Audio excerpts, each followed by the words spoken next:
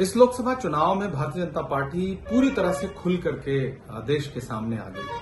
उनके नेता हों, उनके प्रत्याशी हों, उन सब के चुनावी भाषणों में एक बात जो सुनने को मिल रही है वो ये है कि हमें बहुमत दीजिए, हम संविधान बदल देंगे। चाहे वो अनंत हेगड़े हों, चाहे वो ज्योति मिर्धा हों, चाहे वो लल्लू सिंह हों या भारतीय जनता पार्टी का कोई और नेता हो, उनके भाषणों में के विजुअल देश के सामने है जिसमें वो कह रहे हैं कि हमें प्रचंड बहुमत दीजिए, हमें संविधान बदलना है। वो डॉक्टर बाबा साहब अम्बेडकर का लिखा हुआ संविधान बदलना क्यों चाहते हैं? सबसे महत्वपूर्ण सवाल देश के सामने ये है। और एक तरफ प्रधानमंत्री जी आके सफाई देते हैं। आखिर प्रधानमंत्री और गृहमंत्री को सफाई देने की जरूरत क्यों आन पड़ी?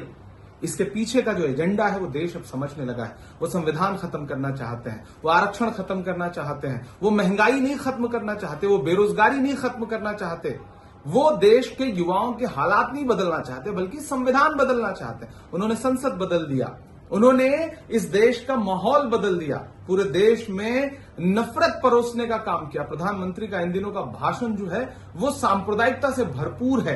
ऐसे में मैं महाराष्ट्र की धरती में बैठा हूं और ये डॉक्टर बाबा साहब अम्बेडकर की भूमि है। यहां से पूरा महाराष्ट्र, कल मैं नांदेड़ में था, आज अकोला जा रहा हूं, पूरा महाराष्ट्र एक स्वर से कह रहा है कि ये चुनाव देश के संविधान को बचाने का चुनाव है। देश के पिछड़ों को, दलितों को, अल्पसंख्यकों को, गरीबों को, गरीब सवर्णों को, युवाओं को, महिलाओं को ये तय करना है कि उन्हें नरेंद्र मोदी की सरकार बचानी है या डॉक्टर बाबा साहब अम्बेडकर का संविधान बचाना है। मुझे लगता है कि संविधान बचेगा तभी इस देश में लोकतंत्र बचेगा, लोगों के अधिकार बचेंगे, लोगों का आरक्षण बचेगा। इसलिए इस बार का चुनाव देश के संविधान को बचाने का चुनाव है।